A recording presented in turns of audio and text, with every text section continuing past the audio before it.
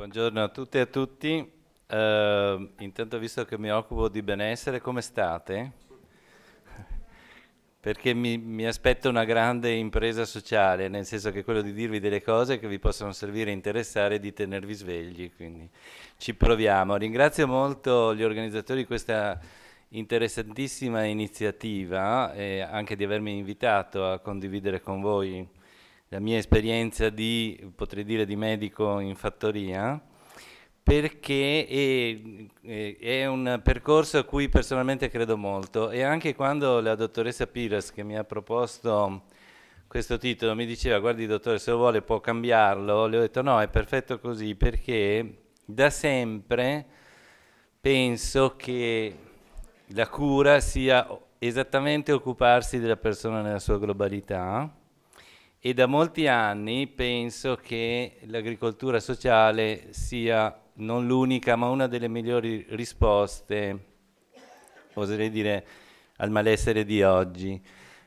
Io sono un medico specialista in psicoterapia e in medicina psicosomatica, attualmente svolgo solo libera professione, ma ho fatto per 20 anni anche il medico di famiglia e queste sono le mie appartenenze, nel senso che mi occupo di formazione, quindi sono presidente della Società Medico Chirurgica Vicentina, poi alla fine vi lascerò il sito perché molte delle cose che vi dirò oggi le trovate sui convegni che abbiamo fatto in questi anni.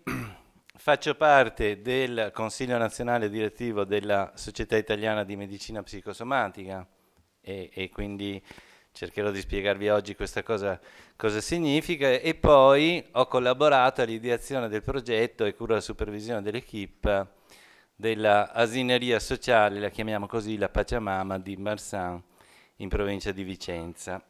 Allora, io vorrei affrontare l'argomento di oggi in un'ottica più ampia, anche perché cercherò di spiegarvi perché forse il termine agricoltura sociale, per come la vedo io, lo sento un pochino ristretto, che non vuol dire che sia meno importante dire così. Vorrei portarvi dentro il mondo di quella che in lingua anglosassone viene chiamata la green care, che è un concetto molto più allargato. E per cui vorrei, come dire, procedere in questa maniera, cioè partire da uno sguardo d'insieme ridefinendo un attimo con voi cosa intendiamo per i termini salute e sanità. Spesso noi quando parliamo diamo le cose per scontate, ma non vorrei farlo con voi. Poi per abbassare l'immagine e quindi riflettere su quelli che vengono definiti i determinanti psicosociali della salute, ripeto che parlerò sempre in senso ampio della salute, no? Perché anche negli interessantissimi discorsi prima che condivido pienamente, però sembra che queste dimensioni si occupino di una parte. Ecco, io vorrei fare un discorso che ci riguardi tutti, anche perché la dottoressa Pires mi aveva anche chiesto di parlare del burnout, ma ovviamente nel tempo a disposizione posso fare una panoramica, appunto satellitare, dei discorsi. E vorrei fare un discorso che ci riguarda tutti. Non faccio distinzioni tra utenti, operatori, professionisti o persone comuni. Quello che vi dirò sulla salute, sulla sanità, sui determinanti psicosociali e infine sulla fattoria sociale ci riguarda tutti. Questa è un'immagine del satellite della fattoria La Pachamama. Dovrò dire a Maurizio e Tommaso che non si vede nessuno che lavora, probabilmente era un giorno feriale, ma vi assicuro che normalmente ferve una grande attività.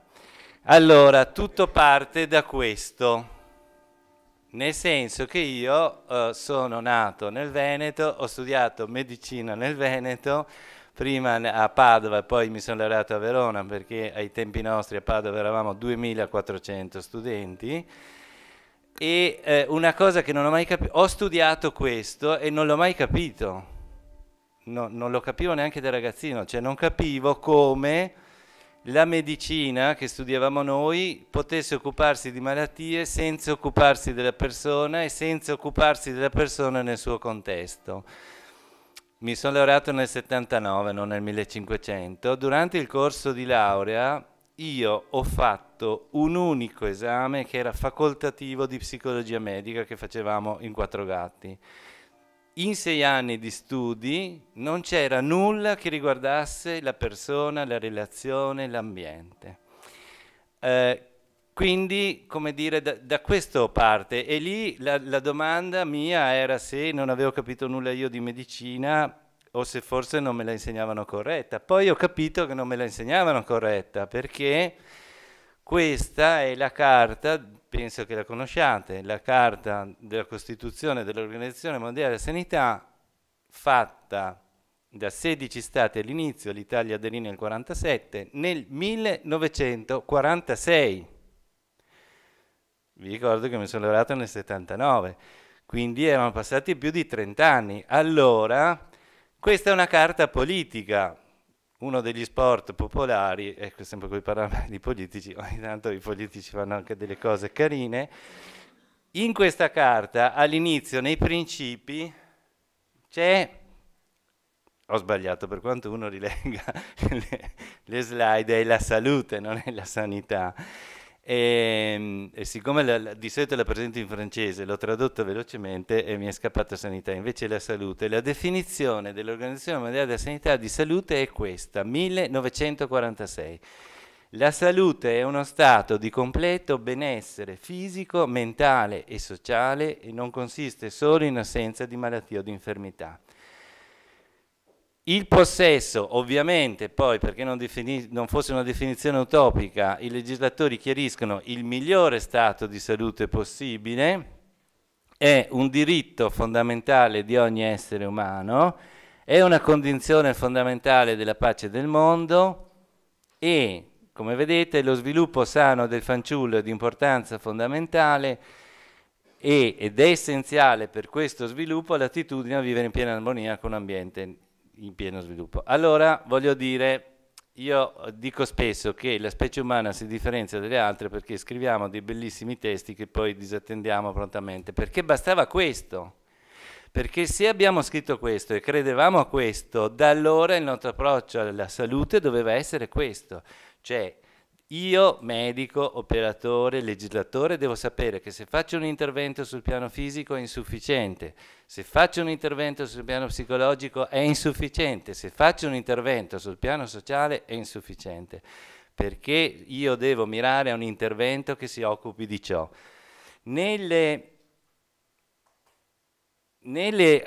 Questi erano i principi, poi nelle applicazioni, sempre 1946, questa carta costitutiva dell'Organizzazione Mondiale della Sanità dice una cosa molto bella.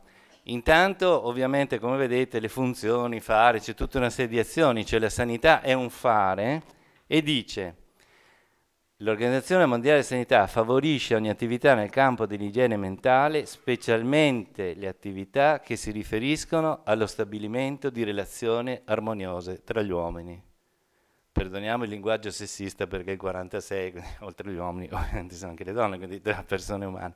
Allora, nel 46 c'era questa forte intuizione che uno dei cardini della salute mentale, oggi la psicosomatica, ve lo spiegherò, ci dice che anche un cardine della salute in senso ampio, sono le relazioni armoniose. Allora, conseguenze, faccio alcuni discorsi anche a lato delle riflessioni di oggi. Tra gli esseri umani le diseguaglianze socio-economiche dovrebbero essere ridotte al minimo. In realtà noi sappiamo che negli ultimi anni, dal 1980 in poi, le diseguaglianze socio-economiche sono aumentate. Nel Veneto, tra il 2009 e il 2010, l'incidenza povertà è passata dal 4,4 al 5,5%. Quindi, quando noi parliamo di salute e di benessere dobbiamo ricordarci di queste cose, perché sennò curiamo sempre, ripeto, dei pezzetti, ma perdiamo di vista, appunto, come dice il titolo, la globalità. D'altra parte, questa stessa cosa, un pochino più tardi, l'istituzione del Servizio Sanitario Nazionale in Italia è del 78, ma viene riconosciuta anche quando viene istituito il Servizio Sanitario Nazionale. Nel senso, oltre a citare l'articolo 32 della Costituzione per cui la salute è un fondamentale diritto, si parla di mantenimento e recupero di salute fisica e psichica. Quindi non si fa distinzione sulla carta. Poi si dice che nel Servizio Sanitario Nazionale è assicurato il collegamento e il coordinamento con le attività e con gli interventi del settore sociale. Ancora oggi nel Veneto alcune aziende si chiamano unità locale socio-sanitaria. Oggi qui io ho visto anche l'elenco di relatori, mi chiedevo dov'è la parte sanitaria della Regione Veneto in questo percorso? C'è la parte sociale e la parte sanitaria? Allora, torniamo al discorso che noi, voglio dire, scriviamo buone leggi, poi le disattendiamo, tanto è vero che spesso poi i nostri testi diventano un libro delle fantasie, come dire, pane, amore e sanità. Allora, il fatto che la persona umana non fosse solo un insieme di organi fisici era noto già dall'antichità, nel senso che Ippocrate, medico greco, che viene considerato padre iniziatore della medicina moderna, non c'è una foto disponibile, quindi abbiamo un busto, ovviamente del 400 a.C., diceva nei suoi testi questo: se l'anima si ammala, essa consuma il corpo, gli organi obbediscono ai sentimenti. Questa è una frase molto bella, perché voi pensate che anno 2000 un neuroscienziato, non uno psicanalista, che è Damasio, che ha scritto dei libri divulgativi, in uno dei suoi testi in cui spiega la fisiologia delle emozioni, dice, 2000 anni e 400 anni dopo Ippocrate, dice bisogna tradurlo in questo modo: le emozioni usano il corpo come teatro. Un neuroscienziato dimostra quello che un medico dell'antichità aveva già intuito. Facciamo ovviamente un salto di 2000 anni, non posso farvi la storia oggi di tutta l'evoluzione del concetto psicosomatico. Ci fu qualcuno che credeva all'intuizione dell'Organizzazione Mondiale della Sanità, tanto è vero che questo è uno dei primi modelli che vengono definiti ecologici di salute, ed è un modello, come vedete, del 1974. Finché io studiavo quella medicina di prima, c'era qualcuno nel mondo che diceva queste cose. E ancora una volta è un politico. Questo è un avvocato canadese che diventò ministro della sanità nel Canada e nel 1974 elabora questo modello, cioè la salute è una risultanza di questi elementi, cioè, quindi vedete, 1974, l'ambiente. Probabilmente per la prima volta, in termini chiari, pubblici, viene qualificata l'ambiente come una determinante della salute. La biologia umana, gli stili di vita e l'organizzazione sanitaria. Anche questa è una cosa che noi non dovremmo dimenticare, cioè noi, organizzazione sociosanitaria, siamo uno dei determinanti della salute. Ovviamente oggi non è il tempo della discussione di questo argomento. Voi sapete che il modello Veneto, non a caso vi ho detto che io ho studiato in Veneto, è un modello centrato sull'assistenza ospedaliera prevalentemente, perché si rifà a quel modello di medicina di cui la prima immagine. Ora nel mondo la dimostrazione è che stanno guadagnando maggior salute gli stati dove ci sono maggiori cure primarie, non dove c'è una maggiore assistenza specialistica. Allora, il fatto che, come dire, la salute di una persona dipenda anche dal suo contesto, per qualcuno, come voleva dire ad un nostro convegno il professor Fasolo, ma mi scrisse: mi sono ammalato con un linguaggio molto crudo, mi disse mi hanno già diagnosticato delle metastasi e dopo un anno morì, e ci mandò però il suo scritto. Il professor Fasolo di Padova si occupò da sempre di supervisione di gruppi e dice per chi come me considera ben documentato il fatto che gli esseri umani siano biologicamente intessuti dei loro contesti, è veramente banale cioè della serie. Nel 2008 stiamo ancora discutendo e dicendo alle persone che la salute dipende anche dal contesto e anche dal contesto lavorativo, ma dovrebbe essere un'acquisizione banale. Peraltro voi dovete sapere che il primo che si occupò di rapporto tra la salute e il contesto fu Kurt Lewin, che morì nel 1947, il quale fu l'ideatore della cosiddetta teoria del campo, per cui il comportamento umano C è una funzione della personalità in rapporto all'ambiente. il quale le prime osservazioni sul rapporto con l'ambiente le fece durante la Prima Guerra Mondiale. È per questo che Fasolo nel 2008 diceva: ma dobbiamo ancora dirci queste cose, della serie, traducendo da Giorgio Gaber, ricordando il Giotto d'Abbondone di Giorgio Gaber, che in un'epoca in cui si dipingeva il cielo d'oro, tenta in tutte le maniere di dipingere il cielo azzurro, non ci riesce finché non guarda verso l'alto e dice: Maremma Maiana, il cielo è azzurro, delle volte basta guardare. Allora, il fatto che, e visto che accennavamo alla burnout, il fatto che la salute di una persona dipenda anche dal suo contesto, ormai è una cosa scontata anche per gli studiosi del burnout. Questa è Christine Maslach, una delle principali studiose, la quale, mentre all'inizio degli anni 70 il burnout veniva studiato come un fenomeno individuale, cioè che riguardava la personalità dell'individuo, poi sempre di più venne studiato come un fenomeno organizzativo, e lei come esempio dice: è ovvio, perché se noi parliamo di una persona sarebbe come analizzare la personalità di un cetriolo per scoprire perché è diventato un sottaceto senza però analizzare il barile di aceto in cui è stato immerso. Allora, questo, come dire, tutti questi elementi di studio sull'ambiente lavorativo di vita ormai dovrebbero dirci a tutti, politici, operatori, utenti, che occuparci dell'ambiente nel senso ampio è occuparci della nostra salute. In senso stretto medico, come dire, quello che viene ritenuto il padre del cosiddetto modello biopsicosociale è il professor Engel, il quale è vero che cominciò a occuparsi di medicina psicosomatica nel 1941, ma come dire, il termine biopsicosociale parte da questo articolo pubblicato nel 1977. Da allora in medicina psicosomatica si parla di modello biopsicosociale. In questo articolo il professor Engel, il professore americano, dice che l'uomo è un'unità psicobiologica e che richiede che il medico accetti la responsabilità di valutare qualsiasi problema che la persona presenta, qualsiasi problema. E quindi un medico, siamo nel 1977, dovrebbe comprendere gli aspetti biologici, psicologici e sociali delle persone che a lui si rivolgono.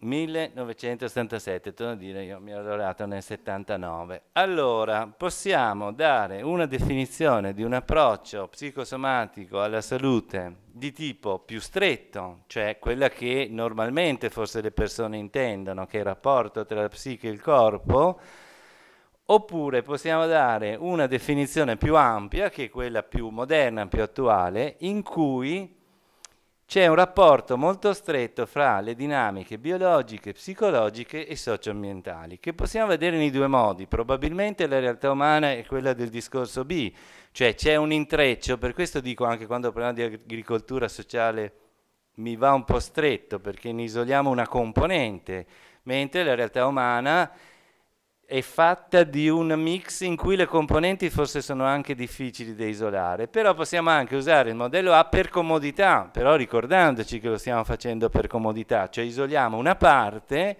che interagisce con le altre perché ci serve, per esempio in questo contesto, fare un'operazione, quelle che si chiamano, come dire, di riduzionismo, cioè isoliamo una parte, però la isoliamo per studio, per analisi, ma la realtà è quell'altra. Allora, potremmo arrivare a queste conclusioni, in realtà andrò avanti, ve lo dico subito. Ripeto, vi faccio un discorso che ci riguarda tutti. Il primo è questo: lo stato di salute e di malattia di ogni persona umana, è sempre dovuto al sommarsi di queste componenti, sempre. Di qualsiasi problema noi stiamo parlando, c'è sempre un intreccio, che sia il diabete o che sia l'esclusione sociale, c'è sempre un intreccio di questo tipo. Chiaro?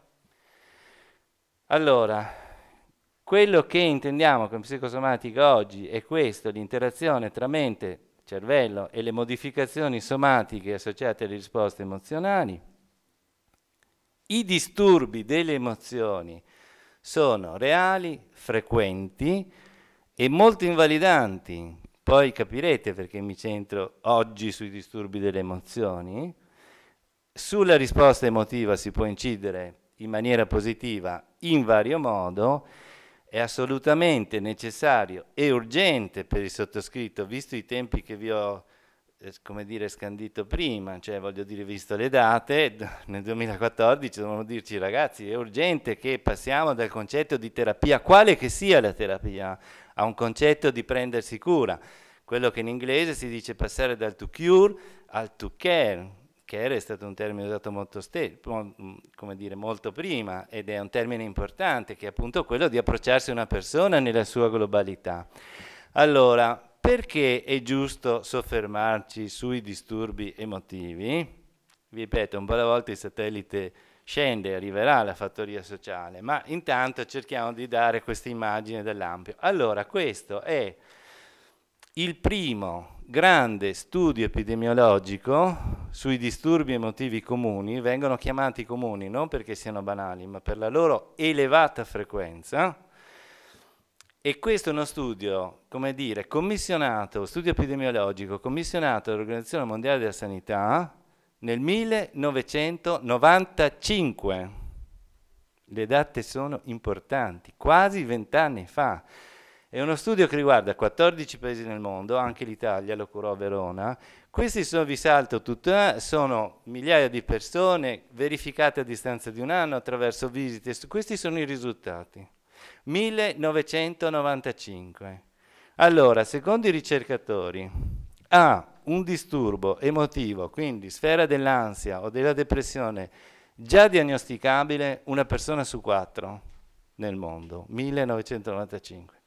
Ma la cosa importante di questo studio fu che vennero riscontrati qualche sintomo o dolori sotto soglia, la seconda voce vuol dire sotto soglia, fino al 66% della popolazione, tanto che i ricercatori dell'Organizzazione Mondiale della Sanità conclusero, si può dire, 1995, che nel mondo stia psichicamente bene solo una persona su 3.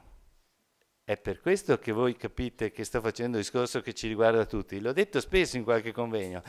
Il fatto di metterci da questa parte di qua, no, non ci distingue da noi siamo gli operatori e quindi tra virgolette i sani e loro sono i malati e quindi no, non è così, sono discorsi che ci riguardano tutti. Allora, l'Organizzazione Mondiale della Sanità lavora molto su queste cose, tanto è vero che nel 2000, perché le date sono importanti? Perché guardate che in quegli anni lì eravamo negli anni del benessere. Perché oggi c'è questo binomio crisi-malessere che è solo parzialmente vero. Perché la crisi emotiva cominciò nel mondo, soprattutto nel mondo occidentale, negli anni del benessere. Tanto è vero che questa è una previsione fatta dall'Organizzazione Mondiale di Sanità nell'anno 2000. Allora c'è un sistema internazionale di calcolo di peso di una patologia, DELIS, che riguarda il costo sociale, il costo sanitario, economico, i farmaci usati, i decessi, il ricovero, c'è tutta una tabella che dicono una malattia pesa tot.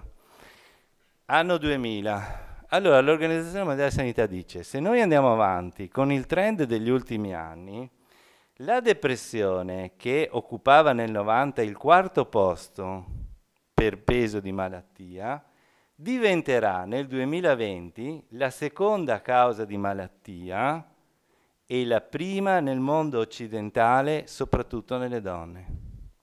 Siamo nell'anno 2000, previsione per il 2020, nel 2006 ci eravamo già arrivati. Oggi la depressione è la prima causa di malattia nel mondo, tra tutte le malattie. Allora, voi capite che se questo è lo scenario, un intervento di terapia nel senso stretto del termine, farmacologico, psicologico, eccetera, non è più sufficiente. Non vuol dire che non sia necessario. Io, come dire, lavoro con i colloqui, uso i farmaci, non sto dicendo che l'intervento di terapia in senso stretto non è necessario, dico che non è più sufficiente. La stessa cosa la disse, vi metto sempre le date, vedete da quanti anni che qualcuno ha elaborato questi concetti. La disse nel 1992 il professor Hillman, psicanalista americano molto noto, ha scritto molti libri di divulgazione, che disse: abbiamo avuto 100 anni di psicanalisi, ma, come dire, il mondo peggiora sempre di più. Allora, non è che il nostro intervento faccia parte della malattia e non della cura. Allora, e disse una cosa molto bella rispetto ai discorsi che stiamo facendo oggi: io credo che per la sopravvivenza del mondo sia necessario prendersi cura con regolarità di un altro tipo di comunità, quella locale. Cioè abbiamo bisogno di cambiare ottica di intervento. Stringiamo il cerchio. Ovviamente vi porto la sintesi dei lavori che sono stati fatti in questi anni nel mondo su questi argomenti. Se qualcuno vuole vedere in dettaglio, ripeto, sul nostro sito nel 2001 noi facemmo un convegno sui determinanti psicosociali. In questo convegno vennero portate le conclusioni dell'Organizzazione Mondiale della Sanità su quali sono i determinanti che incidono appunto sulla salute delle persone. E, come dire, questo collega che presiedeva la Commissione Europea concluse il lavoro dicendo: gli stili e le condizioni nelle quali vive e lavora la gente influenzano fortemente la salute, la influenzano di più che non l'assistenza medica. Anche questo dovrebbe darci di pensare, perché in un'epoca, come l'ha definita il professor Ricciardi, l'Istituto Superiore di Sanità, di risorse scarse, noi dovremmo decidere dove allocare le risorse. Allora, se è vero che le condizioni economiche e sociali influenzano la salute più dell'assistenza medica, forse dovremmo pensarci. Allora, gli elementi di questo lavoro di ricerca dell'OMS, che, come dire, dei determinanti psicosociali, furono questi. Allora, il primo determinante della salute è il gradiente sociale. In tutto il mondo c'è una correlazione lineare tra livello di scala sociale e livello di salute. Lo stress, e poi ci torneremo perché questo è il campo mio, le condizioni di stress peggiorano le condizioni di salute. I primi anni di vita, ormai è chiaro che i primi anni di vita pongono le basi anche per la salute dell'adulto. L'emarginazione sociale, che sono temi su cui non mi dilungo, ne abbiamo parlato oggi, ve li metto, ricordatevi, vi sto parlando di salute. Questo è il ponte, non c'è una distinzione. Quando noi facciamo un'opera di inclusione sociale, facciamo un'opera di terapia. Il lavoro, la disoccupazione, siamo ancora nell'anno 2000, quindi prima della crisi economica, ma già lì era evidente che la disoccupazione è un fattore profondamente negativo per la salute. Il sostegno sociale. Il sostegno sociale è un fattore determinante nel bene come rete di sostegno e nel male come isolamento della salute. La dipendenza, l'alimentazione e i trasporti. Questi furono, per l'Organizzazione Mondiale della Sanità e la Commissione Europea, la conclusione di vari studi epidemiologici, i determinanti psicosociali. Ancora una volta voi vedete che un'attività, una politica sana che voglia occuparsi della salute dei suoi cittadini, se questi sono gli elementi, dovrebbe mettere in primo piano questi elementi. Oltre a questo studio europeo, ci sono stati molti studi nel mondo che hanno riguardato cos'è che alla fine, tolti i dati biologici, eccetera, che nel 2000, diciamo negli anni 2000, ormai conosciamo abbastanza, non sappiamo tutto della salute umana, neanche biologica, però abbiamo abbastanza dati. Ma quali sono i dati che incidono oltre alla dimensione biologica? Quello di prima è il lavoro dell'OMS europeo. Questo è un lavoro americano, anche questo si trova su internet, questa è una miniera di dati. È un lavoro che fu coordinato da Carol Reef, che è questa collega, psichiatra del Michigan, la qua è un lavoro, grosso lavoro epidemiologico, mid-US perché riguarda la popolazione di età media, anche se l'intervallo era tra i 25 e i 74 anni, migliaia di persone che furono sottoposti in 2 bienni, 94-95 e 2004-2005, a una valutazione e rivalutazione che incrociava, pensate che lavoro, e lì li trovate tutti i dati normalmente conosciuti di salute, quindi che ne so, il colesterolo, la glicemia, la pressione, eccetera, eccetera, eccetera, con tutti i dati psicosociali. Cioè se erano sposati, se non erano sposati, se avevano avuto esperienze di separazione genitoriale alle spalle, se abitavano in campagna, in città, ecco. Incrociarono tutti i dati e alla fine conclusero che le persone che hanno queste caratteristiche sono dotate di miglior salute. Sto dicendo salute in senso ampio, nel senso vivono più a lungo, hanno meno dolori, hanno un sistema immunitario più forte, eccetera. Allora, e anche questo, vedete che un po' alla volta ci avviciniamo e forse capite il senso, tra virgolette, permettetemi, medico del lavoro nell'agricoltura sociale, nel senso che le caratteristiche sono la capacità di controllare l'ambiente in cui vivi, controllare nel senso di esserne parte, il senso di crescita personale, cioè una persona che ha un senso che la sua vita sia in sviluppo, che ha uno scopo, tornerà anche dopo l'importanza degli scopi sulla salute e sul benessere, che è una persona autonoma, che è una persona che sa accettare se stessa. Questa è una cosa che quando sentii che ero la conobbi a Foligno, che venne a presentare questo lavoro, mi piacque molto perché l'ho sempre usato anch'io, perché una delle parole della psicologia moderna che mi fa venire l'orticaria è l'autostima. Perché mi fa venire l'orticaria? Perché l'autostima è un concetto di valore, mentre l'accettazione di sé è un concetto molto più ricco perché include sia le qualità positive ma anche quelle negative. Non mi voglio bene solo perché sono bello, bravo, intelligente o bella, brava, intelligente. Mi voglio bene perché sono quel che sono. So stare con me stesso. Allora voi vedete, e l'ultimo, fondamentale, le relazioni positive con gli altri. Una persona che ha relazioni positive vive più a lungo. Non stiamo parlando solo di benessere emotivo, che pure è importante. Una persona che ha relazioni positive si ammala meno, ha meno patologie infettive, ha meno patologie dolorose. Allora voi capite che quello che facciamo nei nostri ambienti di cosiddetta per l'Italia agricoltura sociale, come veniva citato prima, nel mondo si usa care farming, che è un concetto più ampio di sociale, perché intende anche proprio il prendersi cura, il fare tra virgolette terapia, voi capite che se queste cose determinano la salute, noi facciamo un grosso intervento a favore della salute, perché aiutiamo le persone e noi stessi ad avere questi obiettivi e queste dimensioni. Tanto è vero che vi ho portato uno, per farvi capire l'importanza, uno dei tantissimi studi che studiano la dimensione delle relazioni positive con gli altri.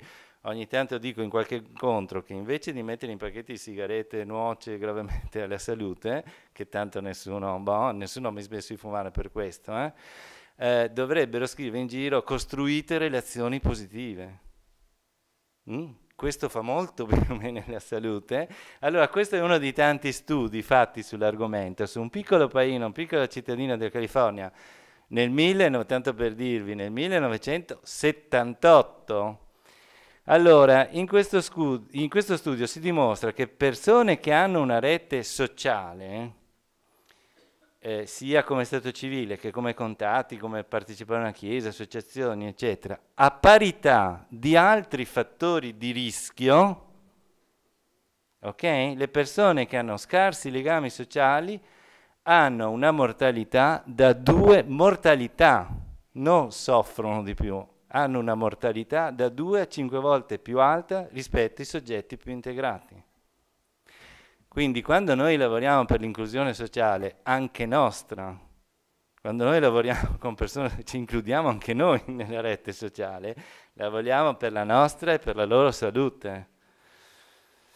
Un altro aspetto, sempre delle cose che al di là di quello che siamo abituati a considerare incide sulla salute, è il concetto di resilienza. Il concetto di resilienza è come dire un concetto mutuato dalla fisica, che significa la capacità di un oggetto sottoposto a una compressione di riprendere la forma originale. Allora, questo uno psichiatra canadese, è uno dei tanti che si è occupato di resilienza, che si occupava di reduci dal Vietnam. Gli americani, voi sapete che dalla seconda guerra mondiale ad oggi sono sempre in guerra. Curiosamente e tragicamente, oserei dire, molte delle acquisizioni psichiatriche che noi abbiamo, degli studi americani, sono sui reduci. Alcuni, per esempio, di disturbo da stress post-traumatico, altri vengono dagli studi sui soldati americani. Allora, questo è uno studio sui prigionieri di guerra in Vietnam. E la sua domanda di partenza è: perché alcuni tornano devastati e alcuni no? Cioè, quali sono le cose che li differenziano? E non ragionò solo anche lui sulla parte biologica, ma andò a vedere altre cose.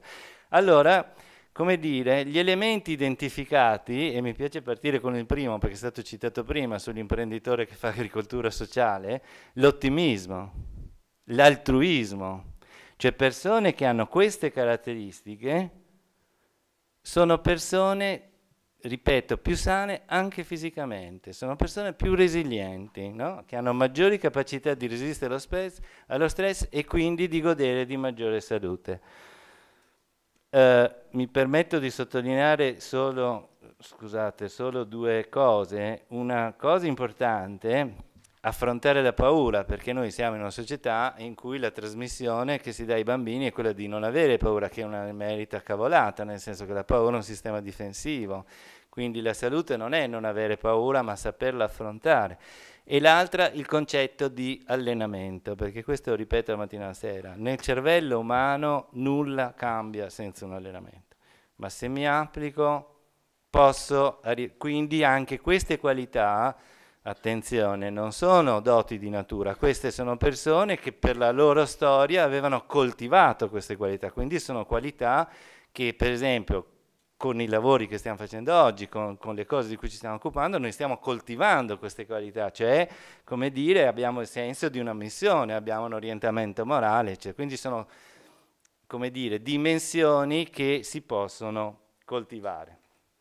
Allora, abbiamo detto, questo è uno sguardo veloce, perché ripeto, gli studi sull'argomento sono tantissimi, sono su quelli che sono i determinanti psicosociali, ma in che modo tutti questi determinanti incidono? Cioè, qual è il meccanismo? Allora, ci sono due tipi di teorie. Una di tipo neomaterialista, che dice una persona che ha meno opportunità, materialmente ha a disposizione meno sistemi per difendere la salute. Invece c'è una teoria di tipo psicosociale, che oggi forse è ritenuta la più importante, anche se in realtà probabilmente le due cose sono mescolate, che è quella che le persone che hanno condizioni più svantaggiate hanno una situazione più elevata di stress. L'esempio dell'aereo è perché, come dire, venne usato come metafora che differenza c'è tra quelli che viaggiano in business class o quelli che viaggiano in classe economica, no? Ok? Allora, la teoria psicosociale dice probabilmente sono persone che sono sottoposte a uno stress più elevato. Permettetemi una parentesi perché vorrei farmi capire di cosa sto parlando, no? Se no sembra che parliamo di belle parole. Allora, scendiamo a capire come funziona l'organismo umano, ripeto, di tutti, anche di noi. Questo è il dottor Selye, che fu il, tra virgolette, padre degli studi sullo stress. Cioè lui riuscì a intuire che nell'organismo animale, non solo umano, c'era una reazione standardizzata di risposta ad eventi richiedenti, cioè rispetto a una minaccia, chiamiamola così, in senso generale interno, c'era una risposta dell'organismo che si basava su queste tre fasi: allarme, adattamento, esaurimento, e che, come vedete, questo è lui che disegna sulla lavagna, riguarda le zone del cervello, ipotalamo, ipofisi, la corteccia della surrenale e il timo. La surrenale è una ghiandola sopra il rene. Allora, no, ne entrerò nel dettaglio, mi bastano poche cose per farvi capire come funziona. Allora, lui, che ovviamente a quei tempi, anche oggi ci occupiamo, ahimè, di cavie, scoprì questa cosa sui topolini. Come fece a scoprirla? Perché stava studiando gli effetti di un farmaco. Allora vide che iniettando questo farmaco nella cavia succedeva una certa reazione, cioè come dire, c'era questo passaggio per cui la surrenale secerneva certi ormoni che tu riscontravi nel sangue, eccetera. Dopodiché si accorse che la stessa reazione ce l'avevano anche iniettando soluzione fisiologica, ma non solo. Scoprì che alcuni topolini già sottoposti all'esperimento avevano la stessa reazione all'avvicinarsi della siringa. Cioè, quindi la reazione di stress è indipendente dal tipo di minaccia, ok? Allora, tanto per dare una serie di definizioni, perché di solito noi facciamo confusione. Generalmente, comunemente usiamo la parola stress come stimolo, invece lo stress è la risposta dell'organismo. Gli stimoli si chiamano stressor e vedete una risposta stereotipica allo stress in generale. Riassunto della psicosomatica moderna, più di così, non sono più sintetico di così, perché ovviamente mi rivolgo magari a persone che non seguono questi argomenti o non ne sono direttamente interessati. Allora oggi possiamo dire che quello che una volta ritenevamo un'ipotesi, cioè che tra la mente e il corpo ci fosse un legame, oggi è ampiamente dimostrato. Ci sono questi 4 canali sostanziali di rapporto tra il cervello e il corpo. Allora, il primo è il sistema neurologico simpatico e parasimpatico. Come vedete, dal cervello viene coordinata attraverso questo sistema nervoso, che è un sistema nervoso autonomo.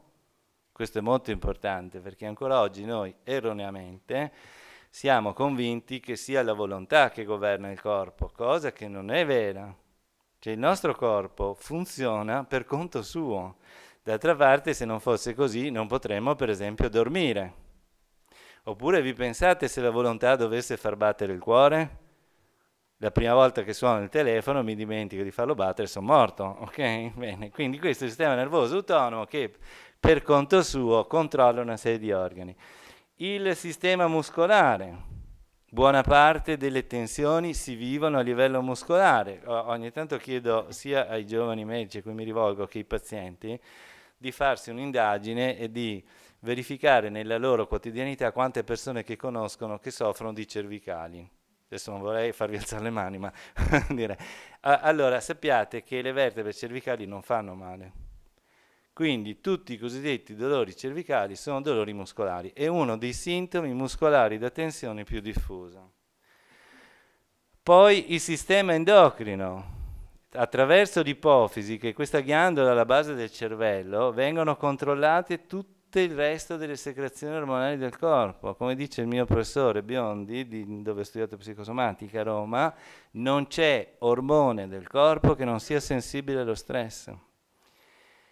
E poi questo, che è quello che aveva studiato in dettaglio Seile, questo rapporto con la corteccia surrenale, per cui vengono aumentati nel corpo questi 2 ormoni, il cortisolo e l'adrenalina, e poi ve li cito perché poi c'è una cosa in cui li ritroviamo, e inoltre, questa è l'acquisizione più moderna della psicosomatica, direttamente viene influenzato il sistema immunitario.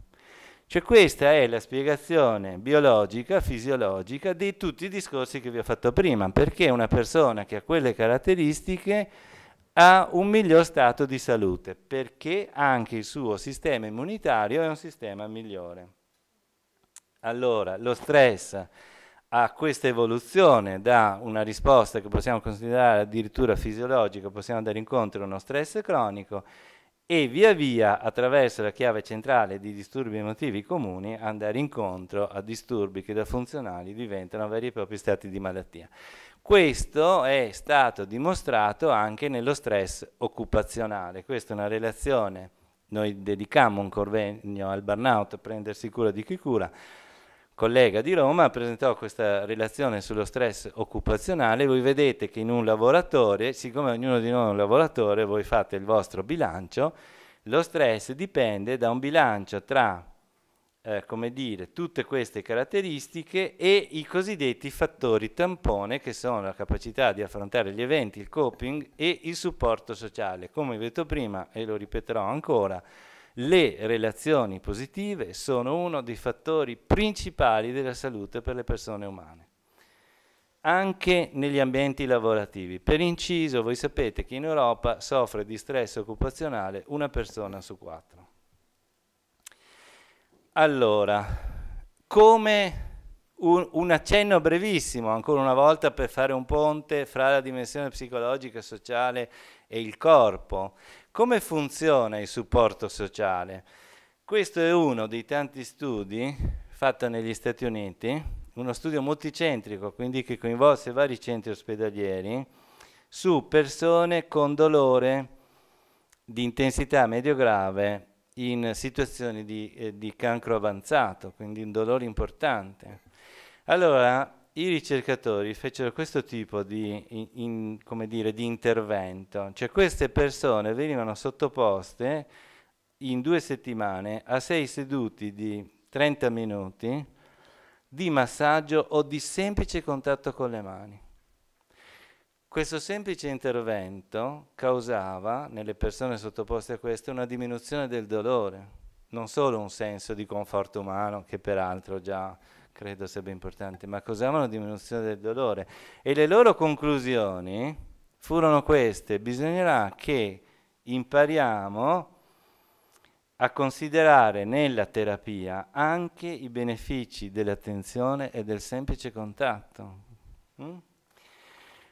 Un altro lavoro, ecco che torna il nostro cortisolo, per questo ve l'ho citato prima, perché l'aumento del cortisolo è un indicatore dello stress. Un altro lavoro che dimostra in termini scientifici come funziona il supporto umano è questo, che è del professor Biondi, ancora del 1986. Praticamente fecero questo esperimento in cui c'erano 2 gruppi che venivano confrontati di fronte a uno stress, nel senso sostenere dei test, no?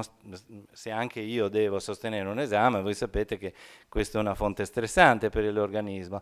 Allora, qual è la differenza fra i 2 gruppi? Il test era truccato, quindi necessariamente portava frustrazione, perché per quanto uno si impegnasse non riusciva a raggiungere un risultato. Però nel gruppo che era lasciato da solo, il cortisolo si eleva molto, mentre il gruppo che viene sostenuto, cioè c'erano una parte di ricercatori che erano vicini a queste persone che facevano il test, una parte, li sostenevano, li incoraggiavano nonostante il fatto che non si raggiungesse un risultato, in questo gruppo il cortisolo decade. Così funziona il supporto sociale nel corpo. Ok? C'è una relazione positiva, diminuisce nel nostro corpo la reazione di stress. Altre cose le metto a lato perché non ci riguardano direttamente, ma forse indirettamente sì. Altre cose che sono dimostrate che incidono sulla salute sono sicuramente la cultura. La cultura incide sulla salute in 2 sensi. Uno nel senso esplicito dell'istruzione, e uno nel senso implicito, cioè le idee che abbiamo sotto. Per esempio, uno degli esempi che faccio sempre è la cultura che abbiamo rispetto ai farmaci, che è la cultura che antepone naturale al chimico. Siccome noi stiamo parlando di un ambiente naturale, tra virgolette, normalmente le persone lo contrappongono all'ambiente chimico, come se la chimica fosse solo quello che produce l'industria. Tant'è vero che a me capitano di ragazzi giovani che non vogliono usare i farmaci perché sono una sostanza chimica e poi magari si fumano le canne, perché le canne sono naturali, ok? Allora, questo vi dà l'idea di come la nostra cultura, che si è costruita e sedimentata nel corso dei millenni, poi condiziona la nostra salute. Allora, mi raccomando, quando noi facciamo questi ragionamenti, non dobbiamo fare distinzioni, perché la medicina, questo è un bellissimo editoriale di Emergency del 2008, la medicina non è un atto naturale. Non esiste una medicina naturale. In natura non esiste nulla di simile alla medicina. La medicina è una scelta umana. Noi a un certo punto ci siamo resi conto che il nostro corpo, pur con tutte queste possibilità, non è autosufficiente e abbiamo inventato degli strumenti. Anche l'agricoltura sociale è uno strumento, quindi anche l'uso che noi facciamo della natura o del lavoro come la fattoria è uno strumento, è una costruzione. E quindi, come diceva e come era citato nella relazione precedente, in realtà la nostra libertà non è fare le cose tra virgolette in modo naturale, ma sapere decidere del mondo in cui apparteniamo. Quindi non c'è una medicina naturale, d'accordo? Così nessun intervento è naturale. Quindi noi, quando parliamo dei nostri interventi, non dovremmo anteporre farmaci, intervento psicologico.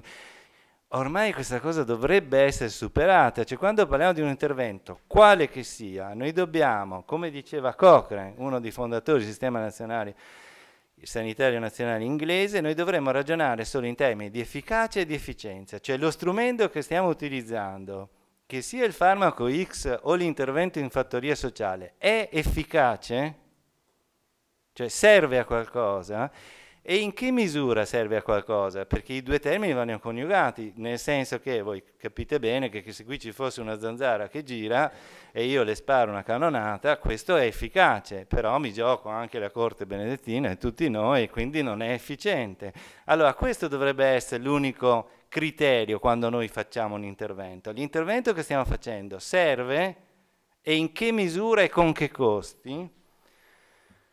La cultura, altro esempio di come la cultura incide sulla nostra salute, questo è una delle tante riflessioni che sono state fatte sull'argomento. Questo è un sociologo francese, se qualcuno gli interessa leggere questo libro è assolutamente interessante. Perché? Perché se le condizioni della società di oggi sono quelle che vi dicevo prima, la domanda è, visto che non esiste un virus della depressione, come ha fatto la depressione a diventare la prima malattia nel mondo? Visto che la spiegazione biologica non è, c'è una spiegazione biologica ma non è sufficiente, quali sono i criteri? Allora ci sono molte persone che si stanno interrogando su questo. Questo è uno studio curato da, come dire, il CNR francese, coordinato da Ehrenberg, e che riporta in questo libro in cui dice le loro conclusioni sono è ovvio, perché se noi viviamo in un contesto in cui l'individuo deve sempre portarsi all'altezza, la depressione non è che la contropartita delle grandi riserve di energia che una persona deve spendere per divenire se stesso. Anche questo mi è piaciuto il fatto che l'agricoltura sociale, ma dovrebbe essere così, lavori a impatto basso, cioè finiamola di lavorare che è il frutto perverso della cultura di questi 40 anni, finiamola per lavorare per obiettivi alti. Molto spesso la frustrazione delle persone che anche io seguo nel mio lavoro professionale è dovuta al fatto che gli obiettivi sono elevati, che si aspetta dalla vita, no, non è più abituata. Il bello dell'agricoltura è anche questo, mi ricordo una frase che diceva, come dire, l'agricoltura ti costringe a chinarti per terra. Partiamo dal basso, perché sennò non ne daremo più fuori. Quello era la cultura nel senso profondo. La cultura come istruzione, anche questo ormai è ampiamente documentato.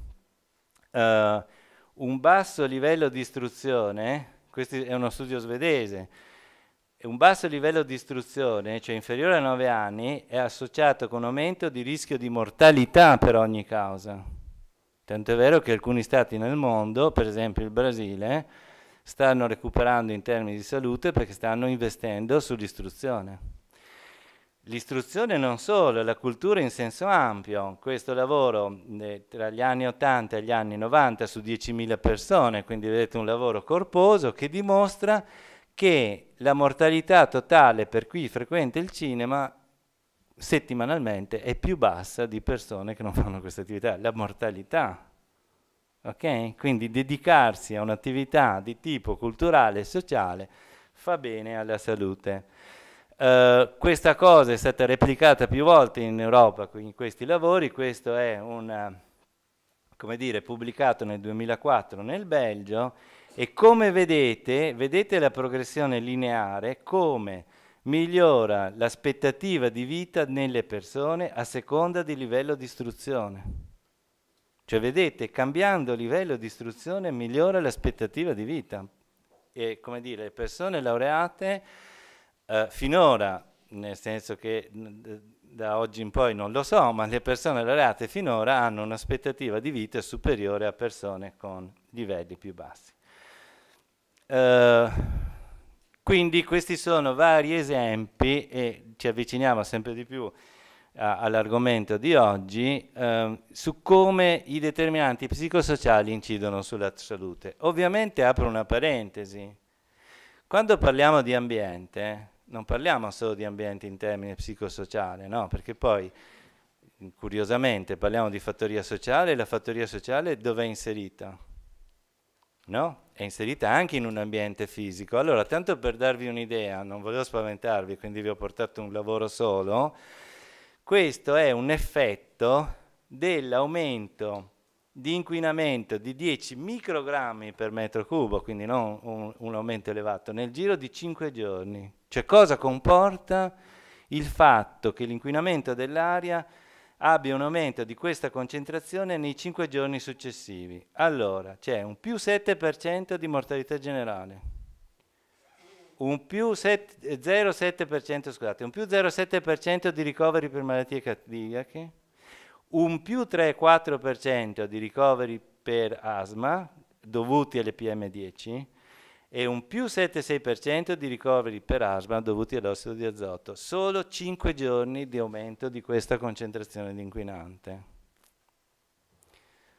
Questa cosa, quando parliamo di agricoltura, non dovremmo dimenticarcela. Voi sapete che la Regione Veneto ha istituito un lavoro su vari comuni del Veneto, un lavoro epidemiologico che verrà svolto in questo ambito sulle conseguenze di inquinanti sulle falde acquifere del Veneto. Cioè l'agricoltura sociale non si svolge a Disneyland, ok? Si svolge in un territorio che ha anche queste caratteristiche. Così come ci sono molti studi, questa è una bellissima relazione che portò il professor Paolo Rognini a ottobre ha organizzato il congresso nazionale della Società Italiana di Medicina Psicosomatica, e lui, che è un sociologo che si occupa di studi sull'influenza dell'ambiente e sulla salute, portò questa bella relazione, di cui ovviamente ho solo 2 o 3 diapo perché è una relazione molto lunga e molto complessa, su quelle che sono le influenze dell'ambiente di città sulla salute umana.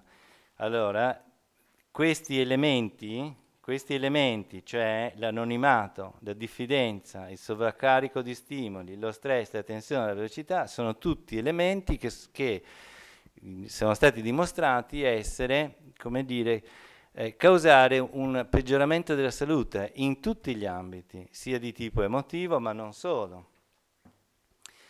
E la cosa grave, è per questo che vi ricordo queste cose, è per questo che io vorrei che incontri come oggi venissero sempre di più implementati, che lui diceva che il problema è che noi, che come sapete noi siamo con i topi l'unica specie vivente che ha popolato tutto il mondo, tranne il Polo Sud.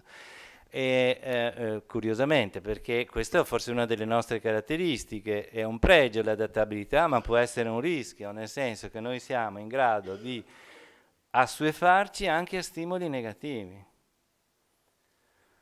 E questo è uno solo di vari studi fatti sulla negatività di salute dell'ambiente metropolitano, anche per le alterazioni del paesaggio. Allora, studi che raccolgono dati su milioni di persone, e voi vedete che nelle persone che vivono in aree metropolitane l'incidenza della schizofrenia è più 72%. E questi studi sono stati replicati in 33 paesi del mondo.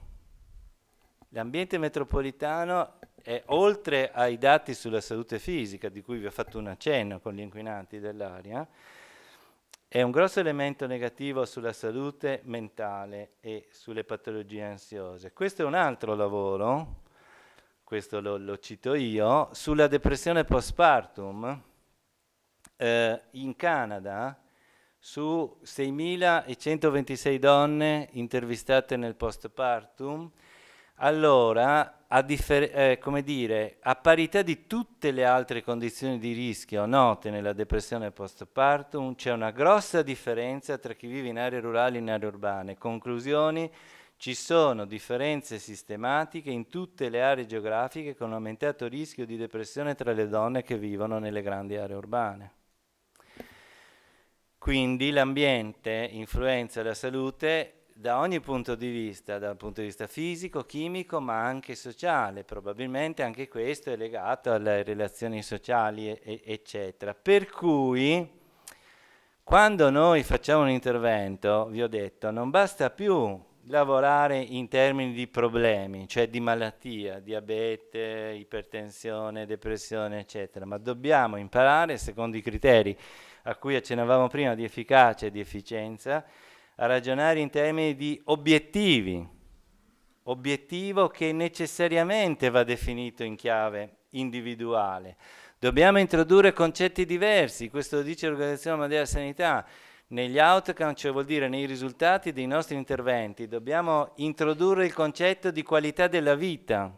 E guardate che il concetto di qualità della vita è un concetto importante perché introduce l'idea della soggettività. La qualità della vita non può essere misurata da noi.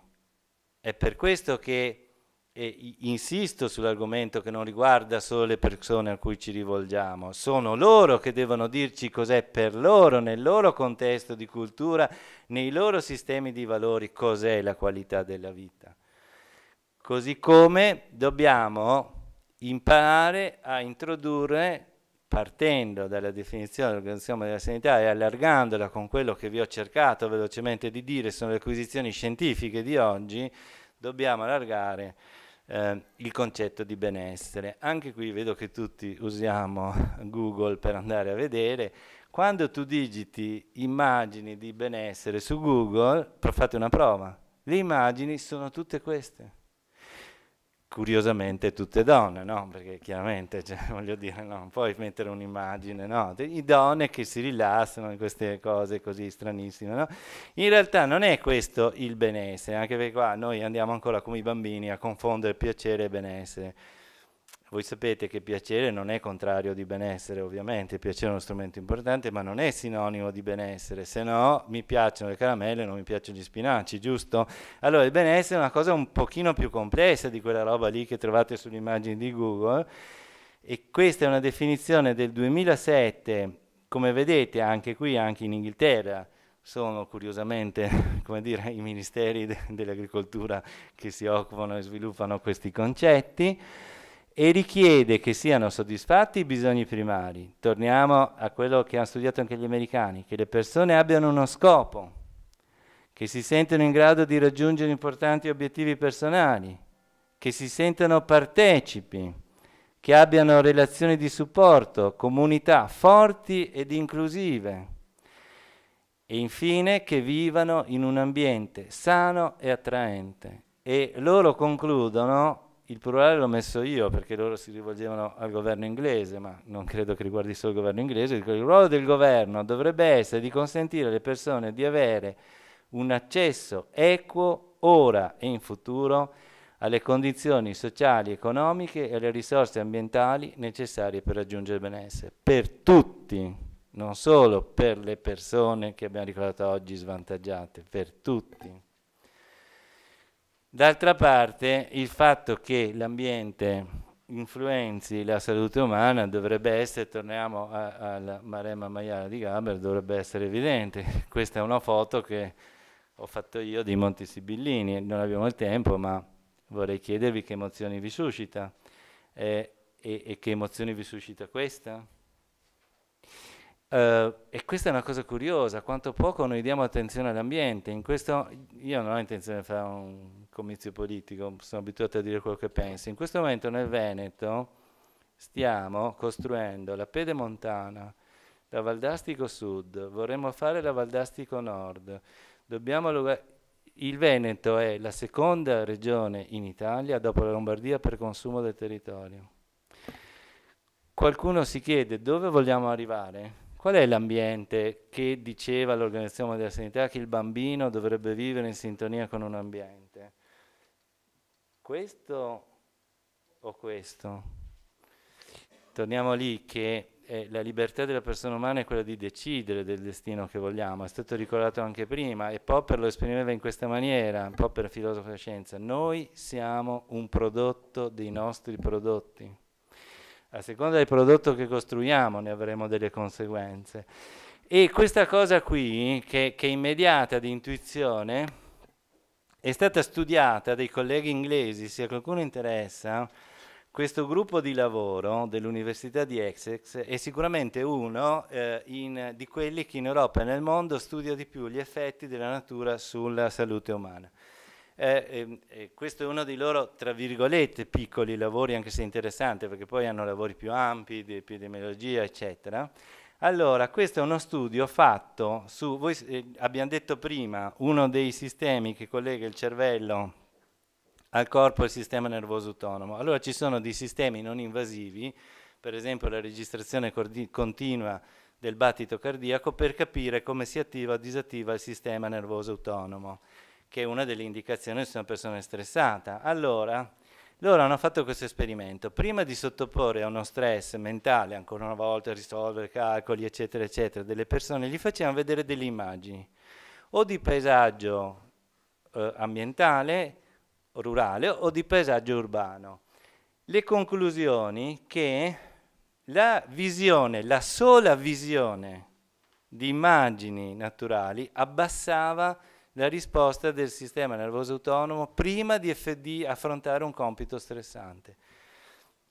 Queste sono esattamente le immagini che hanno usato loro. La sola contemplazione, tra virgolette, di un'immagine, di questo tipo o di questo tipo modifica la risposta del sistema nervoso autonomo. Bene?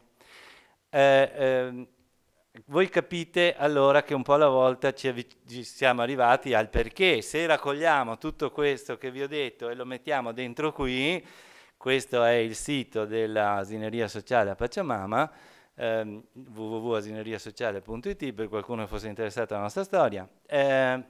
Voi capite perché tutto questo poi alla fine confluisce in ciò. Allora, nella cosiddetta, ripeto, mi piace più il termine green care, nella cosiddetta agricoltura sociale ci sono dei fattori aspecifici, cioè che possiamo ritrovare anche in altri tipi di intervento, che sono quelli che abbiamo descritto, cioè l'inclusione sociale, le relazioni forti, la green care, nel senso la cura con elementi naturali, qualcuno la chiama ecotherapy, anche se c'è una distinzione che poi cercheremo di vedere. Perché? Perché questo non lo vedo, la green care non la vedo solo nelle campagne, poi ci entriamo un attimo. E poi ci sono degli elementi specifici, cioè quell'insieme di attività che si possono svolgere solo nell'azienda agricola o nella fattoria, quella che sempre in lingua anglosassone viene chiamata la care farming. Allora, intanto, tornando al discorso di prima, che non esiste nessun intervento, non esiste una medicina naturale, quindi neanche gli interventi che facciamo con la natura sono naturali, cioè gli interventi di green care sono specificamente progettati, cioè non basta dire la natura è bella, andiamo tutti lì, capito? Beh, no, cioè voglio dire, come usiamo la natura per mantenere la salute, per promuovere e fornire cure? Quello che lega tutte le pratiche di green care sono ovviamente l'utilizzo di elementi naturali, sia piante che animali, ma non necessariamente si svolge nell'ambiente naturale, nel senso che voi sapete che per esempio la pet therapy, per usare un intervento con animali, può essere fatta anche in un ospedale, quindi un intervento così come curare un giardino può essere fatto anche in un ospedale, quindi non è necessariamente solo all'interno della natura, ma è l'utilizzo di elementi naturali. Le differenze tra i paesi europei sono già state citate, quindi le sorvolo. Una cosa solo sottolineo, che in Italia praticamente la partenza, e l'incontro di oggi lo conferma, è dall'agricoltura. Cioè l'interesse per queste cose è partito dall'agricoltura. Nel progetto che abbiamo costruito insieme con Tommaso Simeonato, il cognome non è casuale perché è mio nipote, e Maurizio Ladini della Pachamama, Maurizio aveva già cominciato a accogliere persone nel suo ambiente di lavoro. Quindi la storia nostra piccola della Pachamama è un po' la storia di quello che stiamo vedendo oggi. In Italia è partita dall'agricoltura questa esigenza, mentre per esempio in Germania è stata un'applicazione del sistema sanitario. Boh? E poi non mi dilungo perché, come dire, le differenze sono complesse, sono già state citate molto bene prima. Allora, questa, ve ne do qualche dettaglio, poi ve la guardate, ve la studiate con calma, perché questo è il riassunto di tutto quello che si intende oggi nel mondo per green care. che distingue i due elementi cardini sono uno, vivere dentro l'ambiente naturale e l'altro, interagire con elementi naturali. Questi sono i due elementi cardine della Green Care e che, come dire, da una parte sviluppa esperienze che non sono necessariamente legate all'agricoltura, per cui per esempio i cosiddetti giardini o ambienti o territori di salute. Questa è una pratica poco diffusa ancora da noi, se qualcuno interessa queste cose le trova tutte su internet, in altri paesi del mondo, per esempio anche all'interno dell'ospedale si possono creare degli ambienti in cui le persone curano giardini, no? Ecco, allora questo non necessariamente ha a che fare con l'agricoltura, così come quello che viene chiamato il green exercise, cioè l'esercizio all'interno della natura. Adesso non posso portarvi ovviamente tutti gli studi sull'argomento. Questa tabella riassume tutto quello che al momento ha dimostrato, attraverso gli studi fatti, di agire positivamente sulla salute umana. Per chi fosse interessato all'argomento, l'esercizio fisico fa bene alla salute psicofisica, soprattutto se svolto nella natura. Ok? La palestra può sviluppare i muscoli, il benessere è un'altra cosa.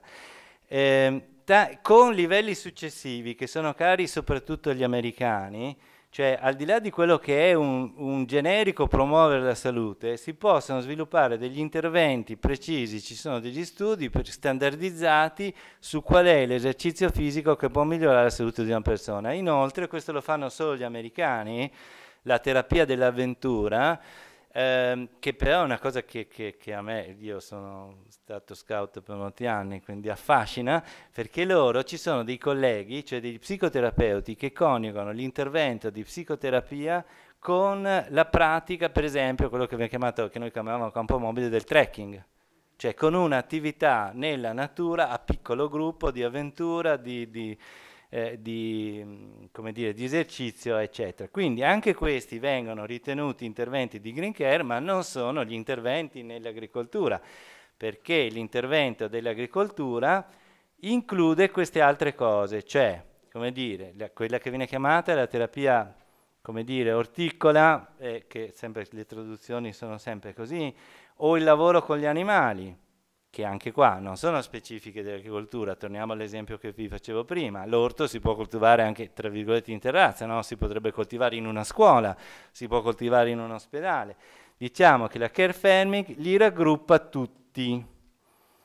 Ultima cosa, l'ecotherapy, perché vedete, per qualcuno green care è sinonimo di ecotherapy, invece per qualche gruppo di ricerca l'ecotherapy è una cosa particolare, cioè è un intervento che si occupa all'interno della green care, che si occupa di ecologia, per esempio, non so, coinvolge un gruppo di ragazzi, di persone con disabilità o altro nella conservazione di un bosco. Ok? Quindi è un tipo di intervento specificamente dedicato a una dimensione di tipo ecologico. Allora, credo che a questo punto abbiamo riassunto tutto quello che abbiamo detto prima e l'abbiamo messo dentro la nostra agricoltura sociale. Questa è, a differenza di quello che veniva detto prima, la definizione anglosassone di care farming, che quindi, come vedete, va al di là della dimensione sociale, cioè è un movimento che si occupa di fornire salute oltre che prestazioni sociali.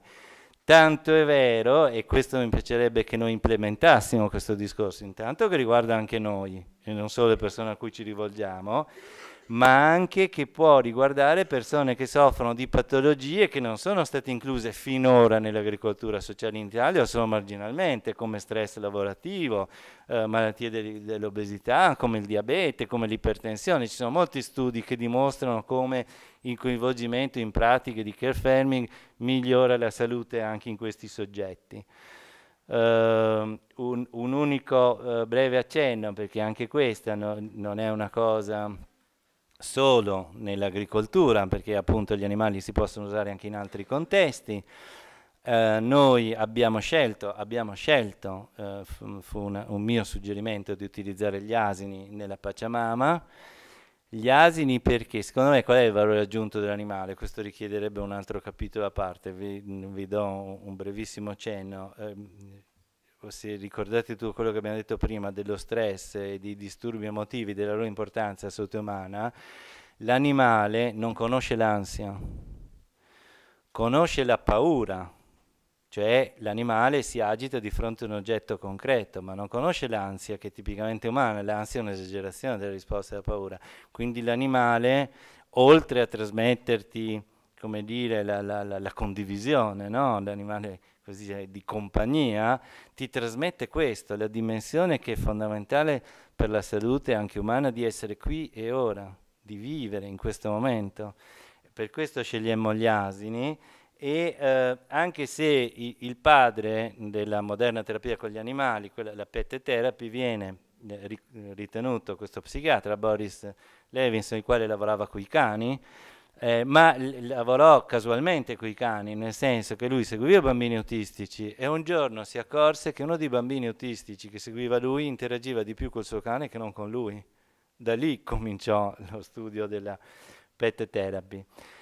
Questo è un altro dei numerosi esempi che dimostra che solo l'attività fisica, allora questa è una scala basata sull'autostima perché non ci sono scale che misurano l'accettazione di sé, quindi si usa ancora l'autostima, più basso è il punteggio, più elevata è il benessere di una persona con se stesso e questo vedete un semplice esercizio nella natura anche in ragazzi molto giovani migliora la sensazione di benessere. Concludo. Ho cercato anche di ridurre i tempi che mi erano stati dati a disposizione visto l'ora e spero non mi sembra di vedere alcuno addormentato. E con alcune cose, siccome ho detto che vorrei farvi, anche se velocemente, ma un discorso che ci riguardi tutti, alcune cose da portarsi via. Queste qui sono un lavoro fatto da questa commissione istituita dal Ministero della Salute americana nel 2008, il quale diede il compito a questa commissione. Quali sono oggi gli elementi fondanti per costruire benessere, nel senso che abbiamo detto prima, non quello banale delle beauty farm, no? E questa commissione, raccogliendo tutti gli studi sull'argomento, isolò queste 5 voci. Quindi queste riguardano anche noi, non solo le persone a cui ci occupiamo. Allora, la prima, e questo documento venne definito 5 strade per il benessere. La prima è costruisci legami, l'abbiamo detto 1000 volte. Io penso che dobbiamo mettere non i pacchetti di sigarette, ma nei manifesti per le strade. Costruite relazioni positive. Questa è la cosa più bella che possiamo fare al mondo, anche noi come operatori, come medici. La prima cosa di cui dovremmo fare quando ci occupiamo di persone, di pazienti dovrebbe essere questa: costruite relazioni positive, create una rete. La seconda è siate attivi, l'importanza dell'esercizio fisico, specialmente nella natura, non solo, che l'abbiamo illustrata più volte. Poi questa è anche una cosa interessante e ricordate il fatto di poter gestire il proprio ambiente della Hero Reef, cioè prendi nota, cioè voglio dire informati, occupati del tuo ambiente. Noi facevamo questa cosa da scout, ogni tanto ci ripenso perché, d'altra parte Baden-Powell a mio modesto avviso era un genio, ha avuto delle intuizioni un secolo fa eccezionali. Noi facevamo una cosa molto carina quando andavamo in campi, eravamo alti così. I nostri capi, il primo giorno, ogni scout aveva il suo quaderno di caccia, ci portavano in giro a fare la mappa del posto in cui eravamo. Cioè noi passavamo una mezza giornata e davamo il nome. Questa è la cosa. Allora il nostro campo lo chiamano, non so, cioè vuol dire la radura del teschio, no? Cioè il fiume, e poi tutte le volte che durante il campo si doveva andare lì, si andava alla sorgente dell'orso, capito? E tu avevi la tua mappina, e questa è una cosa, e loro dicono, il fatto che una persona si senta dentro l'ambiente in cui vivo è uno degli elementi della salute. Informati, aggiornati, e l'ultimo, impegnati, occupati. Allora quando noi non lo facciamo solo per questo, credo, ma quando noi ci occupiamo di altri ci occupiamo della nostra salute.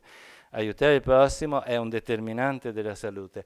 Allora loro conclusero che se una persona vivesse queste dimensioni tutti i giorni, queste sono le 5 vie per il benessere. E l'ultimissima cosa, perché io penso che tutto quello che noi facciamo si debba ispirare a dei principi alti, E credo che Albert Schweitzer, che io ovviamente non conobbi, lo conobbi attraverso i giornali, la televisione, probabilmente è stato uno di quelli che mi ha spinto a fare il medico come figura, perché mi colpiva questo.